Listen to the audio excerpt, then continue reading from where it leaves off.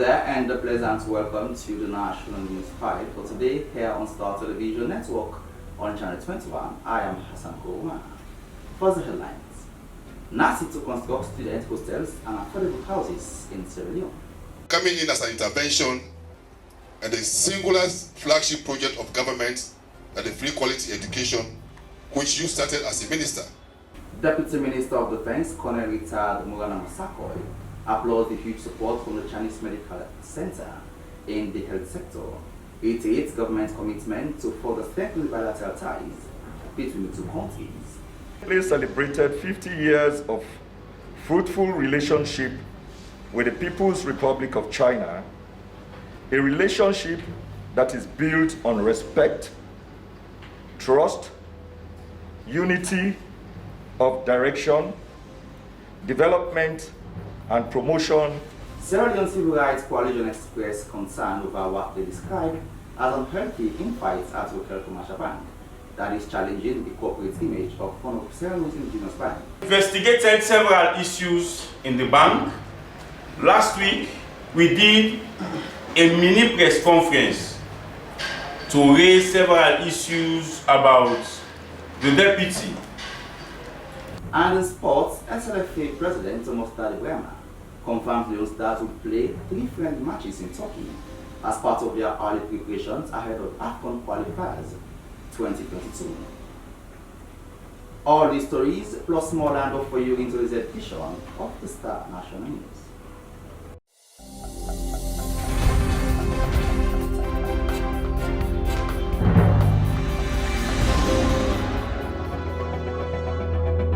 Those were the headlines, and now for the news in details with me, Hassan Kouma.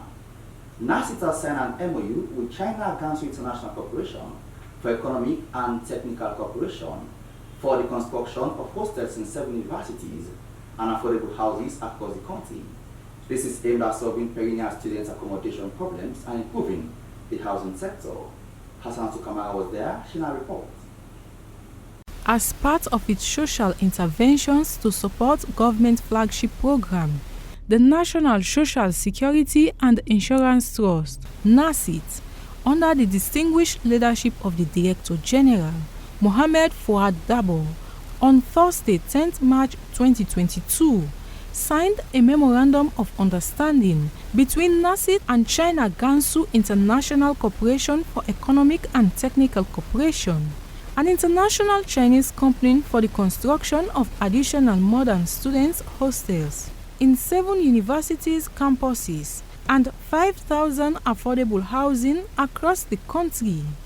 We are looking at student hostels for some of our universities. As you are aware, we've had several other universities added to the original ones we know, that of Frobe College, Jalai University, and IPAN. For now, we have Eastern Polytechnic, we have Freetown Polytechnic, and we also have Mitmagana as a university.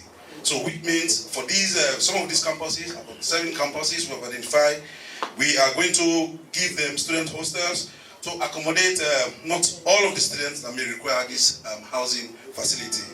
As such, each of these hostels have been identified to give us 400 rooms, of which 350 rooms will be double bedrooms and 50 will be executive rooms, fully air conditioned for postgraduate students.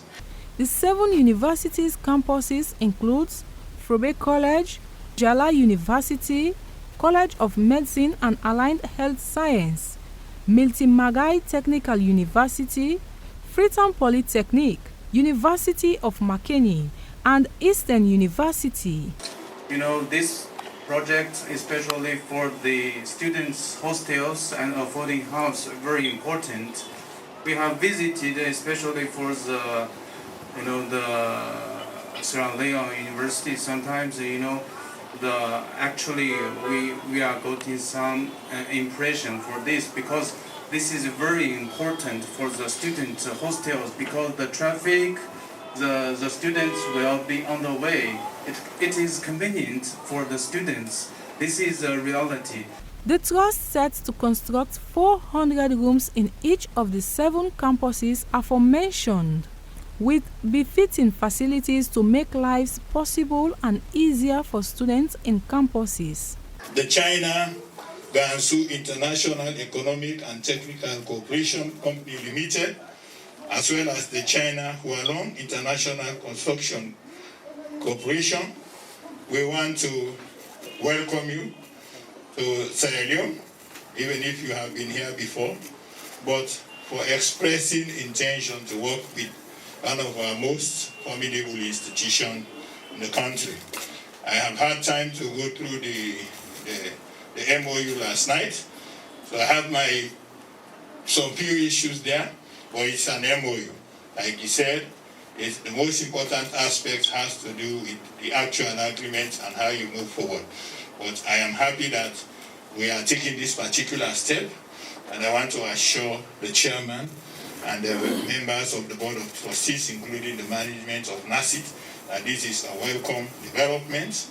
I have discussed with the DG that an institution like NASIT should not be seen to be quiet for a year without showing something tangible that the state must be proud of. Otherwise, you stand to doubt the leadership. So I'm happy you listened to that. What is going on today in Poloko and what we are doing now are going to be living testimonies. Speaking at the signing ceremony, NASIT Director General Mohamed Fouad Dabo said the signing of the Memorandum of Understanding was an establishment of the relationship between the trust and the partners, and that was a prelude to move forward with the project of constructing student hostels and affordable housing across the country. He said the Memorandum of Understanding was the basis of what they intend to achieve in the future for the people of Sierra Leone. We are coming in as an intervention and the singular flagship project of government and the free quality education, which you started as a minister. Once enrollment in secondary schools and university multiplies, the principal there for Frobe College is challenged with accommodation. And we believe that as a social security institution, these are the social interventions to support government initiative and make life possible and easier for students on campus. Agreed that we had campus accommodation over 100 years ago, particularly in traditional universities. Much has not been done in terms of improving on those accommodations. We are not only going to add additional accommodation, Mr. Minister, but the accommodation we are going to add is going to match with the times and events of current situations. Gone are the days when students have to move from their rooms to go to the library to do research. The accommodation we are talking about, Honorable Minister, is for students to be in their rooms, to access internet, to do their research, to write their papers and present to the lecturers. That's what we are attempting to achieve. And that achievement is going to support the initiative of government. The Deputy Minister of Defense, Colonel retired Nuwana Masakoi, had official farewell ceremony for Chinese military medical experts at Taifa Military Hospital, commended the huge support by the Chinese, especially in the health sector, and reiterated government's commitment to further strengthen the bilateral tie between the two countries. There is a report. Addressing the Chinese military medical experts group at the Infectious Control Unit at the 34 Military Hospital, the commander of the Joint Medical Unit, Colonel Dr. Stephanie Sivali, noted the significant role the Chinese medical team had played since the outbreak of the Ebola epidemic, as well as the COVID-19 pandemic, in mitigating the impact of disease. He revealed that the first case of the COVID-19 in Sierra Leone was managed by the Chinese military medical experts team in collaboration with the 34 Military Hospital, noting that all critical cases of COVID-19, no matter where they arise, ultimately find their way to the 34 Military Hospital. It is always not the most pleasurable moment when you are saying farewell to people that you have developed a very good relationship with over a period of time. However, these are inevitable moments. They will come no matter what we do. And it is in this spirit that I stand here today to first of all welcome you to this occasion and also state that we have been able to cultivate a relationship with the People's Republic of China over decades, but particularly for 34 Military Hospital over the last 5 years. We have had teams that have come in and gone, and I have to say this particular team that we are here today to bid farewell to has been a special one. They have been special in many respects. They have been with us through very difficult times. The most outstanding is the COVID-19 pandemic. Minister of Defense, sir, and the Chief of Defense Staff, I have to mention that the first case of COVID-19 was diagnosed in this hospital. The first case of COVID-19 in Sierra Leone was managed by the Chinese military medical experts group in collaboration with 34 Military Hospital.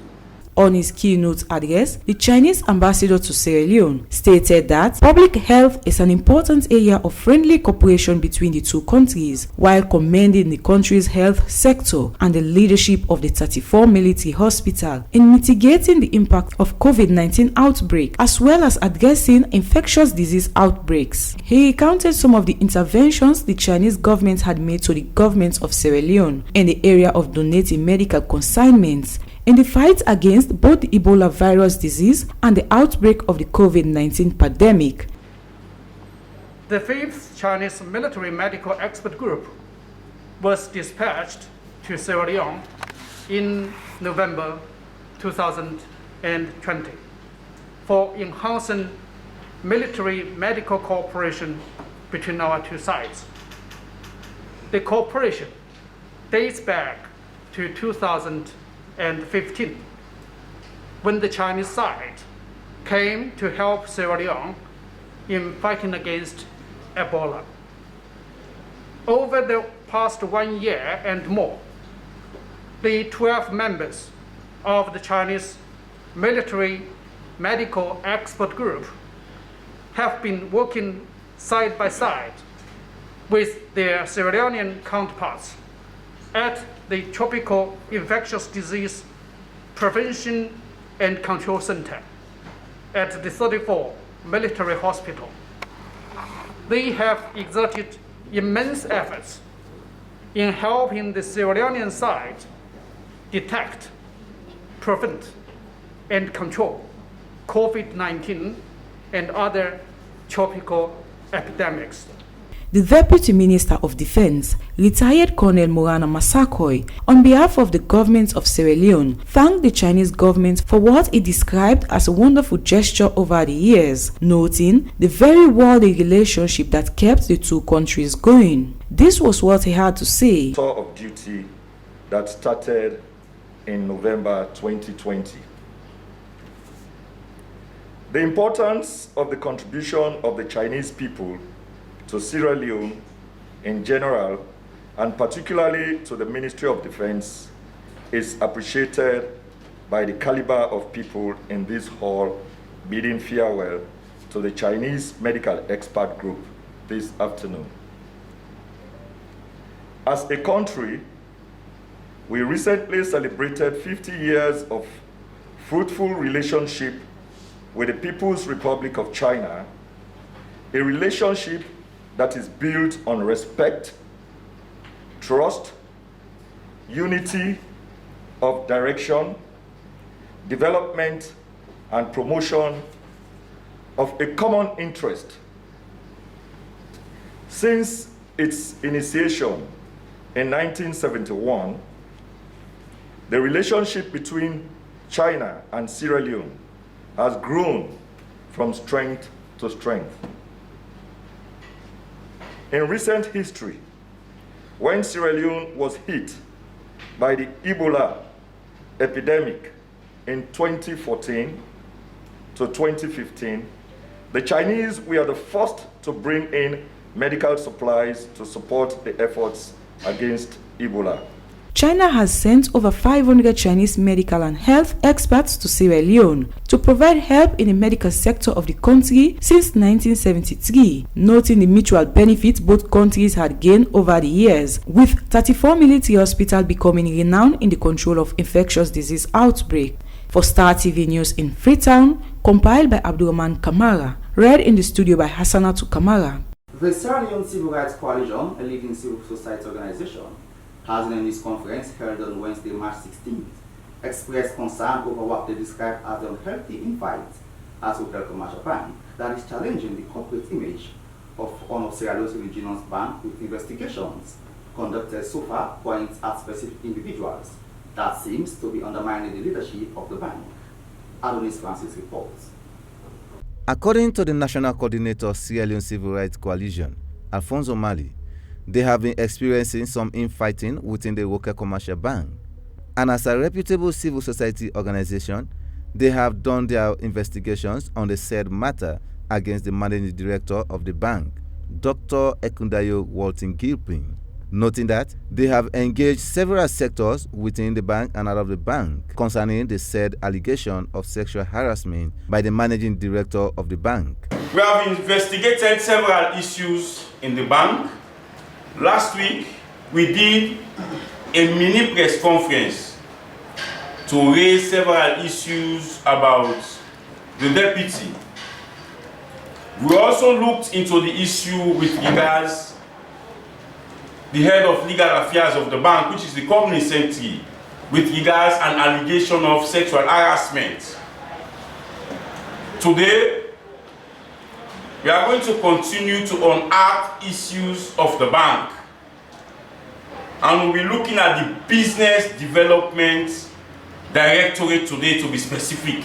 Giving an overview of their operation on the said matter, they brought to the attention of notable media institutions that the Deputy Managing Director, Mr. Emmanuel Bobo, is one of the people undermining the leadership of Dr. Gilpin, noting that they have also cautioned the bank governor that he wanted to hold a meeting with the staff of the bank. We brought to the attention of reputable media institution last week that the Deputy Managing Director, Mr. Emmanuel Bobo, is one of those individuals in the bank undermining the leadership of Dr. Gilpin. Several media houses carry that story. We've laid that to rest. We believe there is some amount of understanding between the both of them. We also cautioned the bank governor because we got to tip that he wants to hold meeting with staff of the bank. We told him publicly that was wrong because we believe there is a board in the bank. Whosoever falls foul, the highest decision making in the bank is the board of directors. You revert to the board of directors. The board of directors cannot solve the problem, then they will refer to the institution supervising that bank. Moreover, since Dr. Gilpin assumed office in 2017, he has done a lot of marvelous job for the bank by raising the bar from 2 billion to 8 billion profit margin. Since he assumed office in 2017, he has sent several staff abroad for capacity building. And I've sent several staff to Ghana and India for medical attention. It has not been happening in the bank, across the board. He has brought into the bank financial inclusion, bringing everybody on board to work as a team. He has changed the core banking system. We are now doing digital banking at Hotel Commercial Bank, including the Singapore Pay. All of you know. He has encouraged several staff to build their capacity, and the bank have been supporting capacity development of staff since 2017. For Star News, Adonis Francis reporting. In case you just tune in, you're still watching the National News File for today here on Star Television Network. On Channel 21 with me, Hassan Kouma. Sierra Leone Legal Aid Board has conducted a day training workshop for paralegal and community stakeholders on the reduction of crime rates and to foster promotion of peaceful coexistence in communities. The workshop was held at the Labour Congress Hall in Freetown. Yesi Hallowell was there he files in his reports. The Legal Aid Board Sierra Leone was established in 2015 by the country's Legal Aid Act. The purpose of the board is to provide justice services to poor and marginalized people in Sierra Leone who cannot afford legal service. The keynote speaker for the occasion, Max Conte, while speaking, spoke on the aspect of corruption and crime reduction, paying attention to low income. Further, that if a person is paid a small amount of money, there is no way that person can abstain from corruption and crime. Crime. How we reduce crime? You just have a way they say how